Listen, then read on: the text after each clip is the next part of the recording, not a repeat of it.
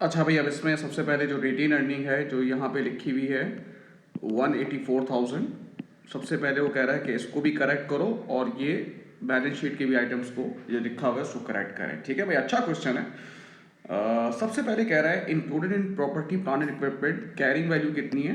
Sir carrying value है 140,000 और recoverable amount कितनी है। रिकवरेबल अमाउंट क्या होती है, higher of fair value of equipment जो कि 132,000 और वैल्यू इन यूज है 136,000। इन दोनों में से जो हायर होता है वो रिकवरेबल अमाउंट होती है, ये हायर है 136,000।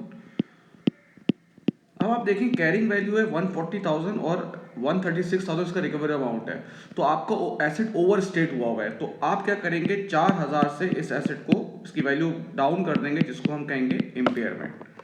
ठीक है भाई, इम्पेयरमेंट की वजह से आपका प्रॉफिट क्या हो जाएगा, रिटेन अर्निंग क्या हो जाएगी, कम हो जाएगी। और प्रॉपर्टी प्लांट एंड इक्विपमेंट में 4,000 से इंपेयर हुआ है यानी कि वैल्यू कम हुई है, तो यहाँ पे भी आप 4,000 कर देंगे। ठीक है भाई, अब दूसरा कह रहा है रिटेन अर्निंग कितनी है 184, this is after deducting a propose dividend. बेटा प्रोपोज डिविडेंड नहीं जाता है, आपने वो माइनस कर दिया तो आपको उससे क्या करना पड़ेगा, एड बैक करना पड़ेगा प्रोपोज डिविडेंड को। कितना, 12,000। ठीक है भाई, आपने गलती से उसे माइनस कर दिया था। नॉर्मल डिविडेंड माइनस होता है, प्रोपोज डिविडेंड माइनस नहीं होता। अगर आपने माइनस किया हुआ है तो उस गलती को आप सही करेंगे, आप उसको दोबारा प्लस कर देंगे ताकि वो गलती सही हो जाए। द डायरेक्टर है बजटेड टू इनकर 25,000 एडवर्टाइजमेंट इन 2019। अब प्रोविजन वॉज मेड, बना दी गई है। हम अकाउंट्स बना रहे हैं बेटा 2018 के और आपने प्रोविजन डाल दी है 2019 की। दिस इज अगेंस्ट अक्रूवल और मैचिंग प्रिंसिपल। अक्रूवल कहता है जिस साल का एक्सपेंस होगा उस साल में रिकॉर्ड होगा, तो आपने गलती से प्रोविजन रिकॉर्ड कर दी है तो उसको आप एड बैक कर देंगे, माइनस कर देंगे। जब प्रोविजन रिकॉर्ड होती है तो प्रॉफिट कम होता है, जब उसको हटाएंगे तो प्रॉफिट क्या हो जाएगा, आपका बढ़ जाएगा 25,000 से।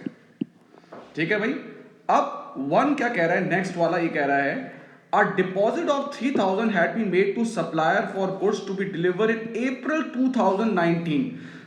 The amount had be recorded as purchases. इसे क्या कहेंगे आप, आपने एडवांस पेमेंट कर दी, यानी कि 2019 की जो परचेजेस थी उसकी पेमेंट आपने अभी कर दी है। This is what we call advance payment, pre payment. और आपने ये इस साल की परचेजेस में भी रिकॉर्ड कर दिया है। चलें भाई, अब आप परचेजेस को कम करेंगे। परचेजेस जब बढ़ती हैं तो प्रॉफिट कम होता है, जब आप परचेजेस को कम करेंगे तो प्रॉफिट बढ़ जाएगा। और ये आपने एडवांस पेमेंट की है, ये आपका प्री पेमेंट है, तो अदर रिसीवेबल में 3,000 बढ़ जाएगा, एडवांस पेमेंट है ना आपका। फिर आप सेकंड देखें क्या कह रहा है, गुड कॉस्टिंग, गुड की कॉस्ट है 5,400, सेल्स वैल्यू है 7,000। ये आपने सेल ऑन रिटर्न बेसिस पे बेची थी और आपने इसको सेल्स रिकॉर्ड कर दिया है।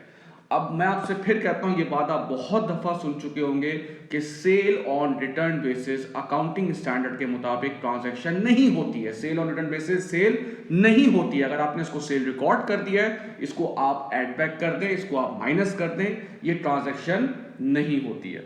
तो सेल को हम कम करेंगे, सेल जब कम होगी तो प्रॉफिट भी कम हो जाएगा 7,000 से, और सेल्स जब कम होंगी तो डेटर भी कम हो जाएंगे। चले भाई, सेल्स की भी कर दी। अब आप क्लोजिंग इन्वेंट्री को भी अपने पास ऐड बैक करेंगे, सही है ना। आपने जब सेल्स की होगी तो इन्वेंट्री भी आपके पास से चली गई होगी। अब आप क्लोजिंग इन्वेंट्री को भी, जाहिर सी बात है आप पूरी ट्रांजैक्शन को रिवर्स कर रहे हैं, तो क्लोजिंग इन्वेंट्री को भी आप इंक्रीज कर देंगे। आपको पता होना चाहिए closing inventory is directly related to profit.